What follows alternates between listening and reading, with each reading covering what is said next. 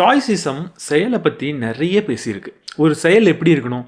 தைரியம் மிக்கதாக இருக்கணும், சரியானதாக இருக்கணும், கடினமானதாக இருக்கணும், நேர்மையானதாக இருக்கணும்னு நிறைய விஷயங்களை திரும்ப திரும்ப ஸ்டாய்சிசம் ஒரு செயல் எப்படி இருக்கணுன்றதை பேசியிருக்கு. பொதுவாக எந்த ஒரு ஃபிலாசபி செயலை பற்றி அதிகமாக பேசுதோ அங்கே அது எண்ணங்களை பற்றி பேச தவற விட்டுருது அப்படின்றது தான் உண்மை. நம்மளே செயலை கொஞ்சம் ஓவராக அதிகமாக பேசிகிட்டு இருந்தோம் அப்படின்னா எதாக இருந்தாலும் செஞ்சிடணும், ரொம்ப உட்காந்து யோசிச்சுட்டே இருக்கக்கூடாது. யோசிக்கிறது ஒரு சாதாரண விஷயம், ஈஸியான விஷயம். யார் வேணால் யோசிச்சிடலாம், யார் வேணால் பேசிடலாம். ஆனால் இறங்கி செய்கிறது தான் கஷ்டம், அதுதான் முக்கியம் அப்படின்னு நம்ம சொல்வோம். ஆனால் ஸ்டாய்சிசம் அப்படி இருக்கா அப்படின்னு பார்த்தா, செயலுக்கு எவ்வளவு முக்கியத்துவத்தை அது கொடுக்குதோ அதே அளவு எண்ணங்களுக்கும் முக்கியத்துவத்தை அது கண்டிப்பாக கொடுக்குது. ஸோ இன்றைக்கி இந்த வீடியோவில் ஸ்டாய்சிசம் எண்ணங்களை பற்றி என்ன சொல்லியிருக்கு, ஒரு எண்ணத்தோட முக்கியத்துவம் என்ன, ஒரு எண்ணங்கள் எப்படி இருக்கணும், எப்படி இருக்கக்கூடாது, இதை பற்றிலாம் ஸ்டாய்சிசம் என்ன சொல்லியிருக்குன்றதை குயிக்காக இந்த வீடியோவில் நம்ம பார்க்க போகிறோம். நம்ம சேனலுக்கு நீங்கள் புதுசாக இருந்தீங்கன்னா நான் படிக்கிற புக்ஸோட சம்மரிஸ் அப்லோட் பண்ணுவேன். நான் படித்ததுலேயே எனக்கு ரொம்ப பிடிச்ச விஷயத்தை உங்க கூட ஷேர் பண்ணிப்பேன். நான் படித்ததுலேயே நல்ல புக்ஸை உங்களுக்கு ரெக்கமெண்ட் பண்ணவும் செய்வேன். அதெல்லாம் உங்களுக்கு பிடிக்கும் அப்படின்னா நம்ம சேனலுக்கு சப்ஸ்கிரைப் பண்ணிவிட்டு பெல் பட்டனை ப்ரெஸ் பண்ணிவிடுங்க.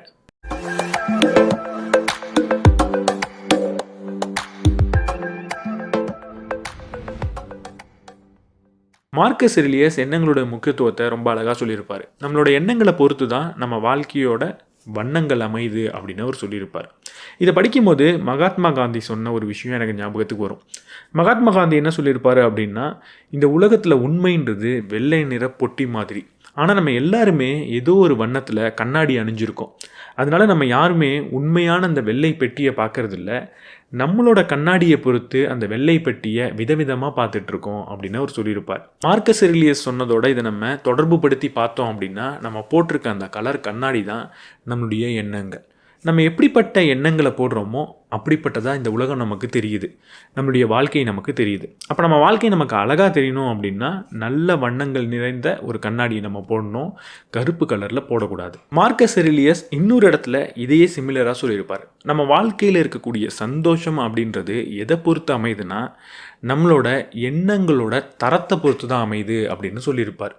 நம்ம வாழ்க்கையில் சந்தோஷமாக இருக்கணும்னா நல்ல தரமான எண்ணங்களை நம்ம கூட வச்சுருந்தோன்னா நமக்கு சந்தோஷம் கிடைக்கும். தரமான எண்ணங்கள்னா என்ன? அறங்கள் நிறைந்த எண்ணம். நல்லதை பற்றியே யோசித்தோம் அப்படின்னா, அறங்கள் நிறைந்த எண்ணங்களை நம்ம வச்சுட்டு இருந்தோம் அப்படின்னா வாழ்க்கையில் சந்தோஷம்ன்றது கிடைக்கும் அப்படின்னும் சொல்லியிருப்பார். எண்ணங்களோட முக்கியத்துவத்தை நம்ம புரிஞ்சுக்கிட்டதுக்கப்புறம் எண்ணங்கள் எப்படி இருக்கக்கூடாதுன்றதை ரொம்ப தெளிவாக புரிஞ்சுக்கணும். இதை எபிக்டஸ் ரொம்ப அழகாக சொல்லியிருப்பார். இந்த உலகத்தில் எல்லா மனிதனுக்கும் ஏதோ ஒரு பிரச்சனைன்றது இருக்க தான் செய்யுது. ஆனால் அந்த பிரச்சனை அவனுக்கு கொடுக்கக்கூடிய வழியை விட அந்த பிரச்சனையை பற்றி அவன் யோசித்து அதை கற்பனை பண்ணி பார்த்து அடையக்கூடிய வழி தான் ரொம்ப அதிகம் அப்படின்னு எபிக்டஸ் சொல்லியிருப்பார். அப்போ நம்மளுடைய எண்ணங்கள் நல்லா இருக்கணும் அப்படின்னா முக்கியமாக நம்மள்ட்ட இருக்கிற பிரச்சனைகளை பற்றி ரொம்ப அளவுக்கு அதிகமாக சிந்திக்கக்கூடாது.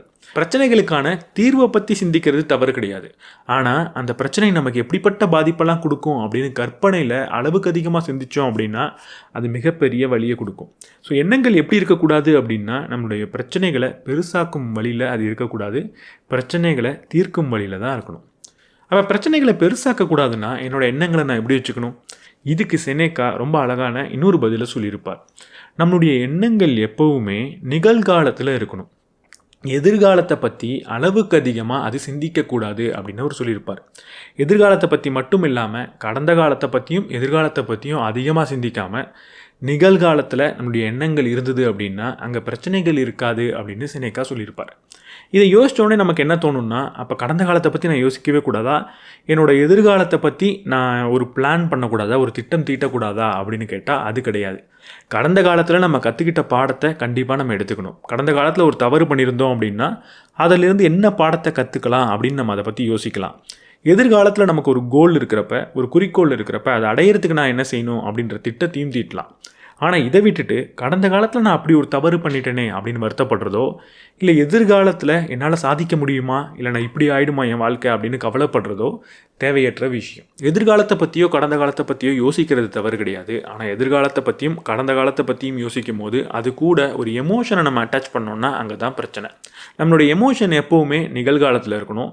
சிந்தனைகள் தேவைப்படும் பொழுது தேவையான அளவு மட்டும் எதிர்காலத்துக்கும் கடந்த காலத்துக்கும் போயிட்டு வரலாம். எண்ணங்களை பற்றி நம்ம புரிஞ்சு வச்சுக்க வேண்டிய இன்னொரு முக்கியமான விஷயம் இருக்குது. மார்க்கஸ் எரிலியஸ் சொல்கிறாரு, நம்ம ரொம்ப ஆழமாக தெரிஞ்சிக்க வேண்டிய ஒரு விஷயம் இருக்குது. அது என்னென்னா, வெளியில் நடக்கும் நிகழ்வுகள் மேலே நமக்கு கட்டுப்பாடே கிடையாது.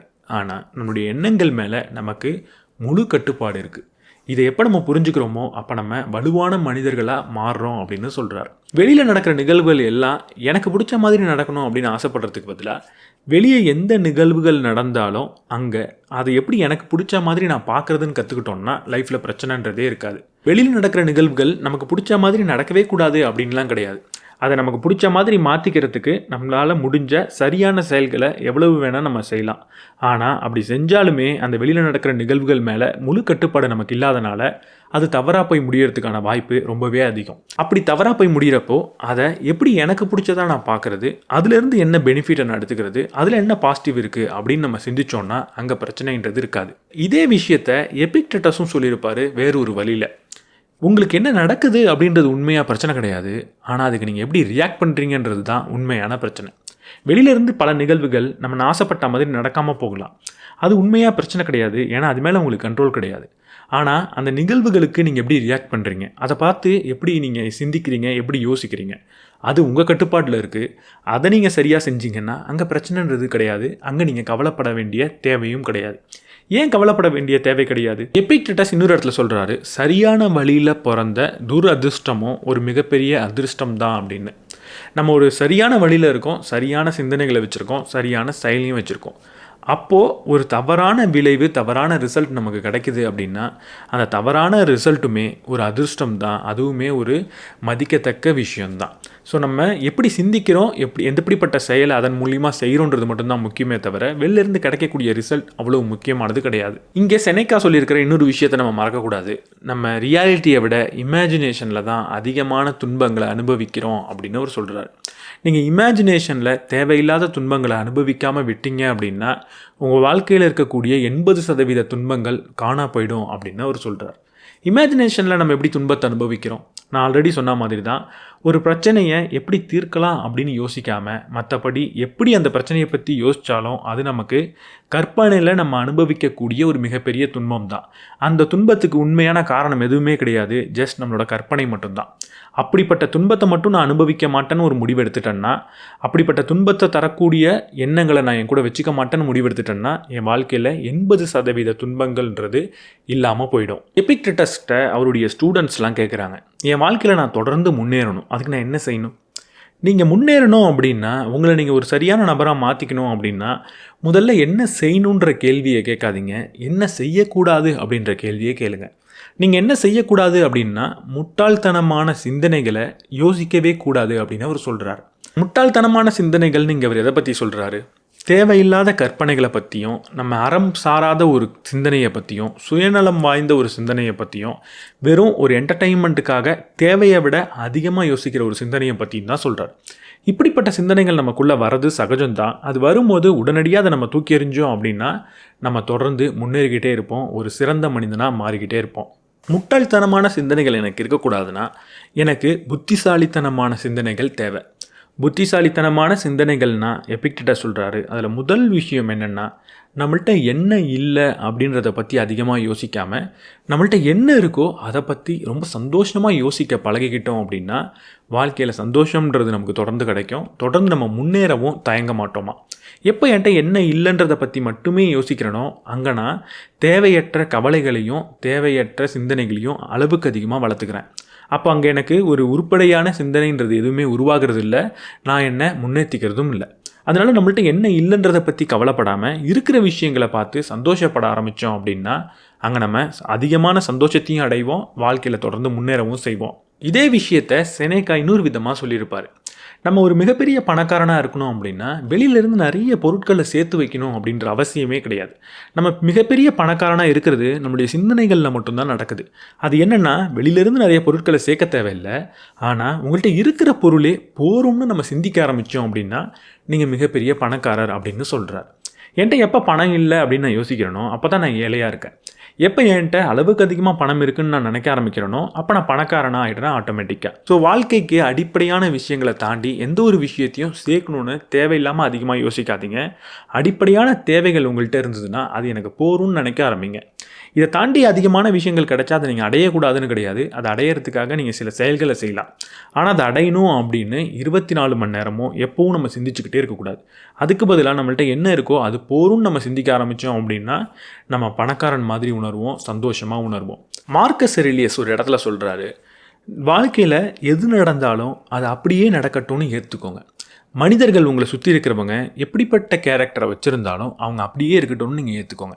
இப்படி ஏற்றுக்கும் போது உங்களோட நலனுக்காக அதை ஏற்றுக்காதீங்க, உங்களோட முழு மனதோட இந்த உலகத்தோட நலனுக்காக ஏற்றுக்கோங்க அப்படின்னு சொல்கிறார். நம்ம நினச்சிட்டு இருப்போம் இந்த உலகத்தை நம்ம மாற்றிடலாம், நம்மளை சுற்றி இருக்கிற மனிதர்களை மாற்றிடலாம் அப்படின்னு. நம்மளை சுற்றி இருக்கிற மனிதர்களுக்கெல்லாம் அறிவே இல்லை, அவங்க நிறைய தவறு பண்ணுறாங்க, அவங்கள நம்ம திருத்திடலாம், நம்ம நல்லதை எடுத்து சொல்லி அவங்கள திருத்திடலாம் அப்படின்னு நினைப்போம். ஆனால் அந்த மனிதனுடைய பார்வையில் போய் பார்த்தீங்கன்னா அவரை திருத்தணும்னு நினைக்கிற நீங்கள் அவருடைய கண்ணுக்கு ஒரு முட்டாள் மாதிரி தெரிவிங்க. மனிதர்கள்ட்ட வெவ்வேறு பார்வை இருக்க தான் செய்யும். அதனால் என்னுடைய பார்வை சிறந்தது, அடுத்தவர்களுடைய பார்வை முட்டாள்தனம் அப்படின்னு நம்ம யோசிக்கவே கூடாது. அதனால் அடுத்தவங்களுடைய பார்வையை என் பார்வைக்கு ஏற்ற மாதிரி நான் மாற்றணும் அப்படின்னு நம்ம யோசிச்சுக்கிட்டே இருக்கக்கூடாது. அதற்கு பதிலாக நம்ம எப்படி சிந்திக்கணும், நம்மளுடைய எண்ணங்கள் எப்படி இருக்கணும் அப்படின்னா, இந்த உலகத்தில் எது வேணால் நடக்கட்டும், எப்படி வேணால் நடக்கட்டும், அதை அப்படியே நான் ஏற்றுக்க போகிறேன், முழு மனதோட அதை நான் நேசிக்க போகிறேன் அப்படின்னு நினச்சோன்னா அங்கே நமக்கு ஒரு அமைதி கிடைக்கும், அங்கே நம்ம சந்தோஷமாகவும் இருப்போம். வாழ்க்கையில் கஷ்டங்கள்ன்றது தவிர்க்க முடியாத ஒரு விஷயந்தான். ஆனால் அப்படிப்பட்ட கஷ்டங்கள் வரப்போ நான் என்ன செய்யணும்? செனேக்கா சொல்கிறாரு, நம்ம அதிகமான வேலைகளை உடல் வேலையை செய்யும் போது நம்மளோட உடல் வலுவடையுது. அதே மாதிரி நீங்கள் அதிகமான கஷ்டங்களை அனுபவிச்சிங்க அப்படின்னா உங்களுடைய எண்ணங்களும் மனதும் வலுவடையும் அப்படின்னு சொல்கிறார். அதனால் கஷ்ட காலங்களை நீங்கள் எப்படி பார்க்கணும் அப்படின்னா ஒரு பட்டறை மாதிரி, ஒரு ஜிம் மாதிரி பார்க்கணும். எதற்கான ஜிம்? உங்களுடைய எண்ணங்களுக்கான ஜிம். சாதாரண நேரத்தில் ரொம்ப அமைதியாக இருக்கிறப்ப நம்மளுடைய எண்ணங்களை நல்ல வழியில் வச்சுக்கிறது சுலபமான விஷயம்.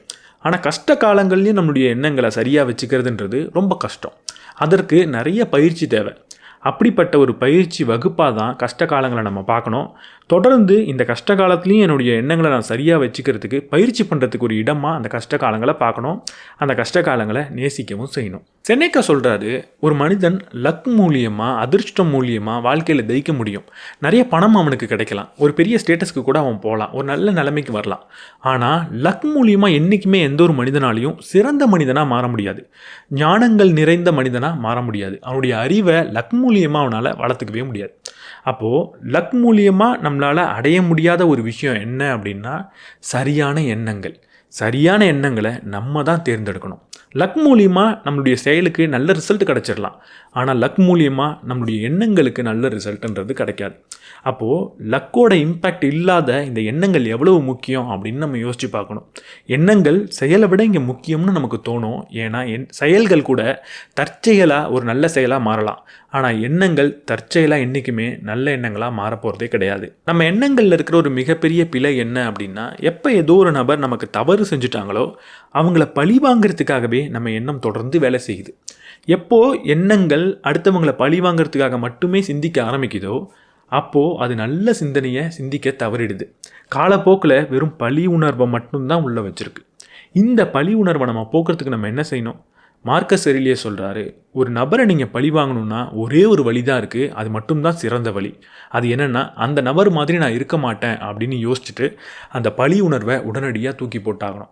அவர் எனக்கு ஒரு தவறு செஞ்சுட்டாரு, நான் ஆனால் திரும்பி அவருக்கு தவறு செய்ய மாட்டேன், அவர் எனக்கு செஞ்சதை நான் அவருக்கும் செய்ய மாட்டேன், வேறு யாருக்கும் செய்ய மாட்டேன் அப்படின்னு யோசிச்சுட்டு அதற்கப்புறம் அந்த நிகழ்வை பற்றி யோசிக்காமல் இருக்கிறது தான் அவரை நீங்கள் பழி வாங்கிறதுக்கான சிறந்த வழி.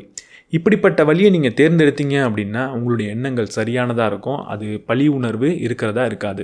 என் வாழ்க்கையில் நிறைய கஷ்டமாக இருக்குது, அதனால் என்னோடய எண்ணங்களை என்னால் சரியாக வச்சுக்கவே முடியல. என் எண்ணங்கள் அந்த கஷ்டங்களை பற்றி மட்டுமே யோசிக்குது, அதனால் அது வலி நிறைஞ்சதாகவும் கவலை நிறைஞ்சதாக மட்டும்தான் இருக்கே தவிர அங்கே மகிழ்ச்சின்றது இருக்கிறது இல்லை அப்படின்னு நம்ம நினைக்கலாம். ஆமாம், வாழ்க்கையில் நிறைய கஷ்டங்கள் இருக்க தான் செய்யும், அதை பற்றி நம்ம யோசிக்காமலேயும் இருக்க முடியாது. அப்போது அந்த கஷ்டங்களை பார்த்து நம்ம எப்படி யோசிக்கிறது? இதுக்கு எபிடெட்டஸ் ஒரு அழகான வழியை சொல்கிறார். எந்த ஒரு மனிதன் அவன் வாழ்க்கையை பார்த்தே சிரிக்க கற்றுக்கிறானோ, அவன் வாழ்க்கையில் இருக்கிற கஷ்டங்களை பார்த்தே சிரிக்க கற்றுக்கிறானோ அவனுக்கு சிரிக்கிறதுக்கான காரணம் இல்லாமல் போகிறதே கிடையாது அப்படின்னு சொல்கிறார். ஸோ நம்ம லைஃப்பில் நிறைய கஷ்டம் இருக்குன்னா அந்த கஷ்டத்தையே பார்த்து நம்ம சிரிக்க கற்றுக்கிட்டோம், ஏன்னா இப்படியெல்லாம் நடக்குதே அப்படின்னு நினச்சி அது ஒரு காமெடியாக எடுத்து ஜோக்காக எடுத்து நம்ம சிரிக்க கற்றுக்கிட்டோம் அப்படின்னா அதற்கப்புறம் அந்த கஷ்டமான நிகழ்வுகள் நமக்கு வலியை கொடுக்கறது கிடையாது, நிறைய சிரிக்கிறதுக்கான காரணங்களை தான் கொடுக்குது. இதே விஷயத்தை செனேக்காவும் வேற ஒரு வரியில் சொல்லியிருப்பார். எனக்கு சிரிக்கிறதுக்கு ஒரு ஆசையாக இருக்குது, ஒரு ஜோக்கரை போய் பார்க்கணும், சர்க்கஸ்க்கு போகணும் அப்படின்னு ஆசையாக இருக்குன்னா நான் உடனடியாக போய் ஒரு கண்ணாடியை பார்ப்பேன் அப்படின்னு சொன்னார். எப்போ நம்ம வாழ்க்கையை பார்த்து நம்மள்ட்ட இருக்கிற பிரச்சனையை பார்த்து நம்ம சிரிக்க ஆரம்பிச்சிட்டோம் அப்படின்னா அப்போ அங்கே பிரச்சனைகள்னு இருக்கிறது இல்லை, நம்மளுடைய எண்ணங்களில் வலின்றது ஒன்று இருக்கிறதே கிடையாது. தினமும் நம்ம தூங்குறதுக்கு முன்னாடி நம்மளுடைய எண்ணங்களில் ஒரு சில விஷயத்தை நம்ம ஓட்டி பார்க்கணும்னு செனேகா சொல்கிறாரு. எந்த விஷயத்தை?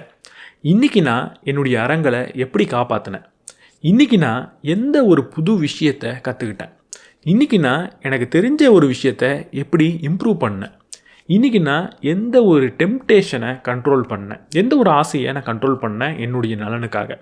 இந்த 4 விஷயத்தையும் ஒவ்வொரு நாளும் தூங்குறதுக்கு முன்னாடி யோசித்து பார்த்து அப்படிப்பட்ட விஷயங்களை ஞாபகப்படுத்திக்கணும். அடுத்த நாளும் அப்படிப்பட்ட செயல்களை நம்ம செய்யணும், அப்படிப்பட்ட எண்ணங்களை நம்ம கூட வச்சுக்கணும்னு நம்ம ஆசைப்படணும். இரவு தூங்குறதுக்கு முன்னாடி இப்படிப்பட்ட எண்ணங்களை நம்ம ஓட்டிக்கணும். அதே மாதிரி காலையில் எந்திரிச்சதுக்கப்புறம் நம்மளுடைய எண்ணங்கள் எப்படி இருக்கணும்? மார்க்கஸ் எரிலியஸ் சொல்கிறாரு, தினமும் காலையில் எந்திரிச்சதுக்கப்புறம் நீங்கள் யோசிக்க வேண்டிய முக்கியமான விஷயம், இன்றைக்கி நான் உயிரோடு இருக்கிறதுக்கு, இன்றைக்கி நான் மூச்சு விடுறதுக்கு, இன்றைக்கி என்னோட இதயம் துடிக்கிறதுக்கு நான் எவ்வளவு கொடுத்து வச்சவன், எவ்வளவு நன்றி உணர்வோடு நான் இருக்கணும், இது எனக்கு கிடைக்கிறதுக்கு நான் ரொம்ப கொடுத்து வச்சுருக்கணும், இதுக்கு நான் ரொம்ப நன்றி உணர்வோடு இருக்கேன் அப்படின்னு ஒவ்வொரு நாளும் நமக்கு கிடைக்கிற இந்த புது நாட்களுக்காக நன்றியை சொல்லணும் காலையில் அப்படின்னு மார்க்கஸ் எரிலியஸ் சொல்கிறாரு. நம்முடைய எண்ணங்களை பற்றி பேசுகிறப்போ ஒரு விஷயத்தை நம்ம தொடர்ந்து நமக்கு ஞாபகப்படுத்திக்கிட்டே இருக்கணும். எப்போல்லாம் வாய்ப்பு கிடைக்குதோ அப்போல்லாம் நமக்கு அந்த எண்ணங்களை ஞாபகப்படுத்திக்கணும். அது என்னென்னா, நான் சாக போகிறேன் அப்படின்றது தான். நம்ம எல்லாருமே இறந்து போக போகிறோம் அப்படின்றத நமக்கு நாமளே அடிக்கடி ஞாபகப்படுத்திக்கணும். நம்மளுடைய எண்ணங்களில் அது வந்து போகணும்.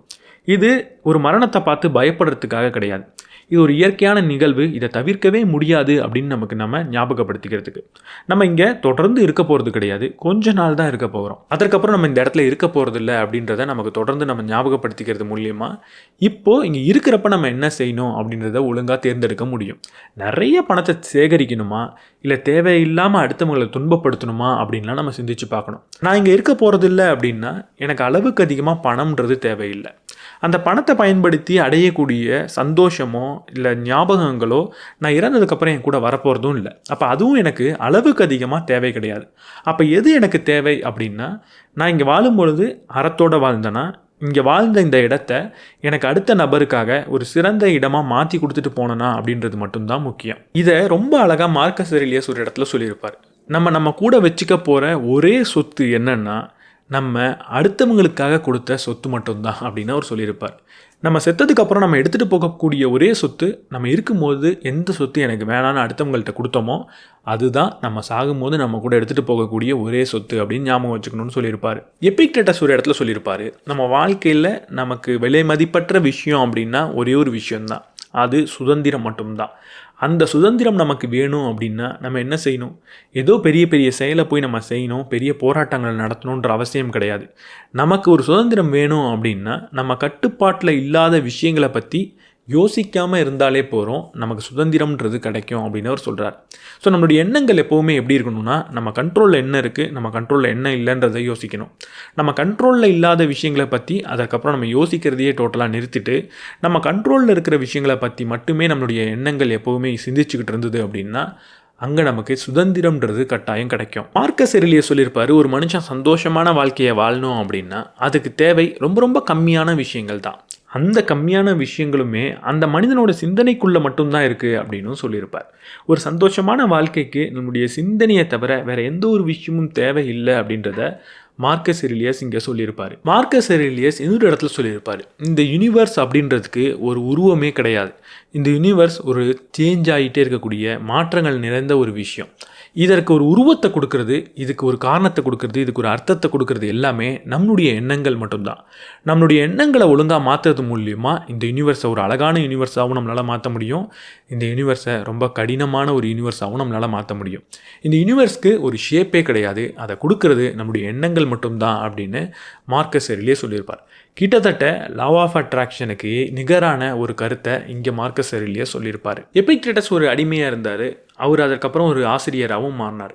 அவர் என்ன சொல்கிறாரு அப்படின்னா, நம்ம எப்படிப்பட்ட சிந்தனைகளை நம்ம தொடர்ந்து வச்சுருக்கிறோம் அப்படின்றத யோசிக்கிறது மூலியமாக தான் நம்ம எப்படிப்பட்ட நபராக மாறுறோம் அப்படின்றத தேர்ந்தெடுக்க முடியும். ஒருவேளை நீங்கள் எப்படிப்பட்ட சிந்தனையை உங்கள் கூட வச்சுக்கணுன்றதில் கவனமாக இல்லை அப்படின்னா எப்படிப்பட்ட நபராக நீங்கள் இருக்கணுன்றதை அடுத்தவங்க முடிவு பண்ணுவாங்க. கிட்டத்தட்ட உங்களை ஒரு அடிமை மாதிரி வச்சுப்பாங்க. ஆனால் நீங்கள் உங்களுடைய எண்ணங்களை சரியாக தேர்ந்தெடுத்தீங்க அப்படின்னா அந்த அடிமையிலேருந்து வெளியே வந்து உங்கள் வாழ்க்கையுடைய ஒரு ஆசிரியராக நீங்கள் மாற முடியும் அப்படின்னு அவர் சொல்லியிருப்பார். அவர் ஒரு அடிமையிலேருந்து வெளியே வந்து ஒரு ஆசிரியராக மாறினதுக்கான காரணம் அவர்கிட்ட இருந்த நல்ல சிந்தனைகள் தான் அப்படின்னு அவர் சொல்கிறதா நம்ம இங்கே எடுத்துக்கலாம். இதன் மூலிமா எபிக்டேட்டஸ் ஒரு சிந்தனைக்கு எவ்வளவு முக்கியத்துவத்தை கொடுக்குறாரு அப்படின்றதையும் நம்ம உணர முடியும். மார்க்கஸ் அர்லியஸ் சொல்லியிருப்பார், என்னை ரொம்ப ஆச்சரியப்படுத்தக்கூடிய ஒரு விஷயம் என்னென்னா, நம்ம எல்லாருக்குமே அடுத்தவங்களை விட நம்மளை ரொம்ப பிடிக்கும். ஆனால் கருத்துகள்னு வரப்போ மட்டும் நம்மளை பற்றி நம்ம என்ன நினைக்கிறோன்றதை விட அடுத்தவங்க என்ன நினைக்கிறாங்கன்றதுக்கு அதிக மதிப்பை கொடுக்குறோம். நமக்கு நம்மளை பிடிக்கும் அப்படின்னா நம்மளை பற்றி நம்ம நினைக்கிற கருத்துக்கு தானே அதிக முக்கியத்துவம் கொடுக்கணும். அடுத்தவங்க நம்ம மேலே எப்படிப்பட்ட சிந்தனையை வச்சுருக்காங்க, என்ன கருத்து வச்சுருக்காங்க அப்படின்றத நம்ம ஏன் அளவுக்கு அதிகமாக சிந்திக்கணும்? நம்மளுடைய சிந்தனைகள் அதனால் எப்படி இருக்கணும் அப்படின்னா, என்ன நான் சரியான மனிதனாக மாற்றிக்கிறதுக்கு என்ன செய்யணும் அப்படின்றதா இருக்கணுமே தவிர அடுத்தவங்க என்னை பற்றி என்ன நினைக்கிறாங்க அப்படின்றதா இருக்கக்கூடாது. மார்க்கஸ் அர்லியஸ் சொல்கிறாரு, உங்களுடைய செயல்கள் தள்ளி போட்டவையாக இருக்கவே கூடாது. உங்களுடைய வார்த்தைகள் குழப்பும்படியாக இருக்கவே கூடாது. உங்களுடைய வாழ்க்கை வெறும் வேலையாக மட்டும் இருக்கவே கூடாது. உங்களுடைய சிந்தனை இங்கேயும் அங்கேயும் தாவக்கூடியதாக இருக்கக்கூடாது அப்படின்னு சொல்கிறார். நம்மளுடைய சிந்தனையில் இருக்கிற மிகப்பெரிய பிரச்சனையே அது ஒவ்வொரு நிமிஷத்துக்கும் வெவ்வேறு விதமாக யோசிக்கிறது தான், இங்கேயும் அங்கேயும் தாவறது தான். அப்போ நம்ம முதல்ல சிந்தனையில் என்ன மாதிரியான பயிற்சியை மேற்கொள்ளணும் அப்படின்னா, இப்படி சிந்தனைகள் இங்கேயும் அங்கேயும் தாவாமல் ஒரே இடத்துல இருக்க வைக்கிறது எப்படின்றத தொடர்ந்து நம்ம பயிற்சி பண்ணணும். இன்னொரு இடத்துல மார்க்கஸ் அர்லியஸ் சொல்லியிருப்பார், நீங்கள் காயப்பட்டதாக சிந்திக்காமல் இருந்தீங்கன்னா காயப்பட்டதாக உணர மாட்டீங்க. காயப்பட்டதாக உணராமல் இருந்தீங்க அப்படின்னா நீங்கள் காயப்பட்டிருக்கவே மாட்டீங்க அப்படின்னு சொல்கிறார். அப்போ வாழ்க்கையில் நமக்கு ஏற்படக்கூடிய ஒவ்வொரு காயத்துக்கும் காரணம் நான் காயப்பட்டதாக நினைக்கிறது மட்டும்தான். என்னுடைய சிந்தனை தான் எனக்கான காயங்களை பெற்றுத்தருது. எப்போனா நான் காயப்பட்டதாக சிந்திக்கலையோ அப்போ அங்கே காயம்ன்றதே எனக்கு ஏற்படாமல் இருக்குது. செனேக்கா சொல்கிறாரு, என்னை பொறுத்த வரைக்கும் ஒரு சிறந்த மனிதன் அப்படின்னா ஒரு தனிமையான இடத்துல அந்த மனிதன் அவன் கூடவே வாழ முடிஞ்சதுனா தான் அவன் சிறந்த மனிதன் அப்படின்னு அவர் சொல்கிறார். இதன் மூலிமா அவர் என்ன சொல்ல வராரு அப்படின்னா, நம்ம தனிமையில் இருக்கும்போது நம்ம சிந்தனைகள் கூட மட்டும்தான் நம்ம இருக்கோம். அப்போ அந்த சிந்தனைகள் கூட என்னால் ரொம்ப நேரம் இருக்க முடியல அப்படின்னா, அந்த சிந்தனைகள் எனக்கு நிறைய வழிகளை கொடுத்தது அப்படின்னா நான் ஒரு சிறந்த மனிதன் கிடையாது அப்படின்னு சொல்கிறார். உங்களுடைய சிந்தனைகள் கூட மட்டுமே உங்களால் வாழ முடிஞ்சுது அப்படின்னா அங்கே உங்களுடைய சிந்தனைகள் உங்களுக்கு வழியை கொடுக்கல, உங்களுக்கு நல்ல சந்தோஷத்தை கொடுக்குது, உங்களை ஒரு நல்ல மனிதனாக மாற்றிக்கிட்டு இருக்கு அப்படின்னு அர்த்தம். அப்படிப்பட்ட சிந்தனை யாருக்கு இருக்கோ அவன் சிறந்த மனிதன் அப்படின்னு செனேக்கா சொல்கிறாரு. நான் மரணத்தை பற்றி யோசிக்க சொல்லியிருந்தேன். ஆனால் மரணம்ன்றது எங்கே இருக்குது? எங்கேயோ எதிர்காலத்தில் மரணம் அப்படின்றது கிடையாது. செனேக்கா சொல்கிறாரு, நம்ம வாழ்க்கையில் செய்யக்கூடிய மிகப்பெரிய தவறே இந்த மரணம் அப்படின்ற நிகழ்வு எதிர்காலத்தில் இருக்குது அப்படின்னு நினைக்கிறது தான். ஆனால் உண்மையாக மரணம்ன்றது எங்கே இருக்குது? கடந்த காலத்தில் தான் இருக்குது. நம்ம வாழ்ந்து முடித்த ஒவ்வொரு நாளுமே நம்ம அந்த நாட்களில் இறந்துட்டோம் அப்படின்னு தான் அர்த்தம். வாழ்ந்து முடித்த ஒவ்வொரு நாட்களும் தான் இறப்பே தவிர இன்னும் வாழ்கிறதுக்காக முன்னாடி இருக்கிற நாட்கள் இறப்பு கிடையாது. அப்போ வாழ்க்கையில் நம்ம வாழ்ந்து முடித்த நாட்களை இறப்பாக பார்க்க ஆரம்பித்தோம் அப்படின்னா இதுக்கப்புறம் வாழப்போகிற நாட்களை சிறப்பாக வாழலாம் அப்படின்னு நம்ம முடிவெடுப்போம். அதனால் வாழ்க்கையில் இறப்பை பார்க்குறது எப்படின்றத நம்ம கற்றுக்கணும். இறப்புன்றது எதிர்காலத்தில் எங்கேயோ ஒரு நிகழ்வு கிடையாது. நம்ம வாழ்ந்து முடித்த ஒவ்வொரு நாளுமே இறப்பு தான். ஸோ இந்த விஷயங்கள் மூலியமாக ஸ்டாய்சிசம் ஒரு எண்ணங்களுக்கு எவ்வளவு முக்கியத்துவத்தை கொடுக்குது, எண்ணங்கள் எப்படி இருக்கணும் எப்படி இருக்கக்கூடாதுன்றதை நமக்கு எவ்வளவு சொல்லுது அப்படின்றத நம்ம புரிஞ்சிக்க முடியும். ஸ்டாய்சிசம் அப்படின்றது செயல் மட்டும் கிடையாது, செயலை தாண்டி அதை விட முக்கியமாக எண்ணங்களை பற்றினது ஸ்டாய்சிசம். ஸோ இந்த வீடியோ பற்றி நீங்கள் என்ன நினைக்கிறீங்க அப்படின்றத கமெண்ட் செக்ஷனில் சொல்லுங்கள். இந்த வீடியோ உங்களுக்கு பிடிச்சிருந்ததுன்னா லைக் பண்ணிவிட்டு உங்கள் நண்பர்களோட ஷேர் பண்ணுங்கள். நம்ம சேனலுக்கு நீங்கள் புதுசாக இருந்தீங்கன்னா சப்ஸ்கிரைப் பண்ணிவிட்டு பெல் பட்டனை ப்ரெஸ் பண்ணிவிடுங்க.